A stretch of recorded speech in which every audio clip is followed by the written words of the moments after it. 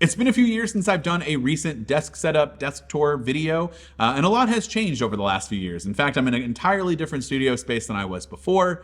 And so I wanted to show you the desk that I currently spend most of my time at, which is this one. This is my current desk setup for 2024. Now, no desk setup video is complete without a desk, and this video is no different. This is my sit-stand desk from UpLift. Now, I've used countless brands before, a ton of different sit-stand desks in the past, and this is by far the quietest system that I have ever used, at least out of all of the brands, and I feel like I've tried most of the major players. This one is so quiet. Now, most of my desks here are either an oak or bamboo top, and so I wanted to go with something slightly different with this one, a more traditional, nice white top that's large enough to fit everything that I need on it. I also have the desk on casters. I try to put everything on wheels here so I can easily move it around the studio. And there are some really useful accessories that you can get from UpLift that really enhance the entire setup. Obviously, cable management is important. Mine's not perfect, but it's able to look decent enough with this tray that mounts to the bottom of the desk alongside a mounted power strip, and those are really important. That way there's only one cord attached to the wall and everything else is connected to that power strip. Now, speaking of power, obviously this desk needs to be plugged in. I plug it into that power strip so that I can have the desk legs go up and down. Again, it's super quiet for the motor that runs this whole system, which is great. And of course, there's a little control panel here off to my right where I can set different heights and program them to, basically I just set 1 and 2. I have one for standing and one for sitting. UpLift really does have tons of accessories though. I have a wobble board to keep things comfortable when I'm standing for long periods of time. You can get a mic arm so that you can just quickly record a voiceover if you need to.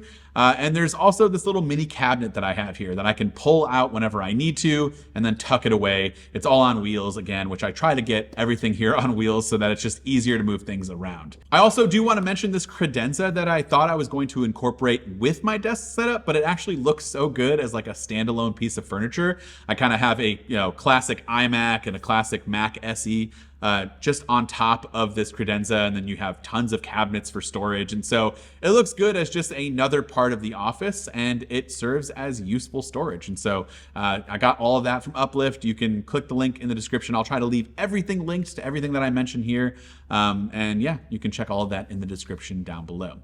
Now, one of the main things you'll notice here are the 2 Apple Studio displays. Previously, I used the Pro Display XDR that I have behind me for my main piece, but I wanted to try out something different. I wanted 2 studio displays for more screen real estate, and I'm not entirely sure I actually like this. I have been a 1 monitor person for so long, and so I don't know that I love 2 monitors, but I do want to hear from you in the comments down below. Are you like a 1 monitor person, ultra wide, maybe just a standard 32-inch like what I have here, 2 display? Let me know in those comments down below. The main workhorse that powers this entire setup is the M2 Ultra Mac Studio. I love this computer. It's a beast. It's mostly overkill for everything that I do, but I love it. It runs everything that I throw at it with relative ease. Not much to say here except that it's been a pleasure to work with on a daily basis. Now, before we do get on with the rest of my setup, I want to give you more information about today's sponsor, Keeper. Ever wish you could just get rid of passwords forever? Don't we all? Luckily, passkeys are here and they're bringing us one step closer to a passwordless future. Keeper Security, the password manager that I use, and of course the sponsor of today's video, now supports passkeys on iPhone and Android. Keeper also supports passkeys in their browser extension, which means with Keeper you can create and use both passwords and passkeys across any of your devices. Passkeys let you log into apps and accounts the same way you would unlock your phone with your fingerprint or facial recognition, and they're super secure. They're phishing resistant and support 2-factor authentication by design. It's kind of wild to me that people in 2024 still don't use a password manager, and if you're one of those people, I highly recommend signing up for Keeper, and you can do so by clicking the link in the description down below for a free 30-day trial, or you can use code MacRumors50 for a 50% off discount, and I highly recommend doing so. And of course, thank you so much, Keeper, for sponsoring today's video. The monitors in the Mac Studio sit on top of this Gather monitor stand. I actually showed off the Gather system and all of the accessories not that long ago, but I use a white version now with the oak legs. It complements the setup perfectly. Again, it's magnetic, and there's a little shelf here where you can put your Mac. I put my iPad and the Apple Pencil. It magnetically attaches, but of course you could put your MacBook Pro, your MacBook Air in that little slot. And underneath that, I have my brand new storage baby, which is the Iodyne Pro Data. Now, I do want to be perfectly clear. I am very well aware that this is overkill for just about 99% of the people out there, myself included, but I wanted to get a lot of SSD storage so that I can edit and keep full Final Cut libraries, which can be up to a terabyte in size at times, if not more. And I wanted to keep those libraries so that I can reference old projects. And doing that on a NAS is tough. And having all of the raw files and the project files are just, it's too inconsistent. So I have the Iodyne Pro Data to hold all of my current project and libraries and files. And this thing has been an absolute dream to edit off of. It's like I'm editing off of the internal SSD. It's that fast, I notice no delays. So this Pro Data has 12 2TB SSDs for a total of 24 terabytes of SSD storage, and you can get even more than that. And there are different RAID configuration options available. And I have mine set to RAID 0 because I want all 24 terabytes available to me, but I highly recommend going with a different RAID setup so that you have a backup automatically just in case you lose that footage. I'm being a little risky here. There's an app that allows you to easily create different storage containers. You can monitor performance of the Pro Data. You can hand off different containers to different machines. As you can see here, there are 8 Thunderbolt ports that are available, and I can hand off the drives that I want to via the app to a room full of editors. All they have to do is plug in their Macs and they can just easily take that storage and put it on their computer, and I could just, it's crazy how you can do all of this. As far as peripherals go, I'm using the Magic Keyboard and Magic Mouse. I know there are tons of better options out there.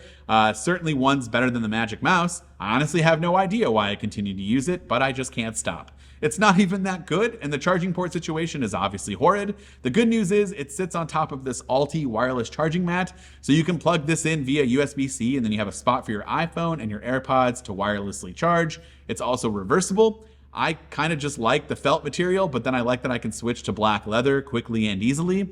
And honestly, I find myself removing this charging portion and just using it as a desk mat. And then I use the Nomad Stand 1 Max because I think it looks a lot better. It can charge my phone, it can charge my watch, it can charge my AirPods, and I use it to put my phone up in standby mode, and it just looks really nice, and then I get all of the info that I need. So I have that to the right of my monitors, and then on the left I use this headphone stand from Lab22 that I really like for my AirPods Max. Oh, and I recently got this keyboard cleaner from Amazon. Instead of compressed air, this thing just blows out air and it charges via USB-C. It does the trick for the most part. It's rechargeable. It's not as good as a shot of compressed air at times because you could really get in there and get some of the things out that you might need in your keyboard. But for the most part, for like 90% of the cleaning, it does a really good job, and it's cheaper than buying a bunch of compressed air cans in my opinion. Do want to give a quick shout out to my speakers. I do believe the Studio Display speakers are really good. I kind of wish you could natively have them play out of both monitors, but you can't. You can with software, but I just don't really like doing that. So I've been using the Audio Engine speakers that I've had from years, and I really like them.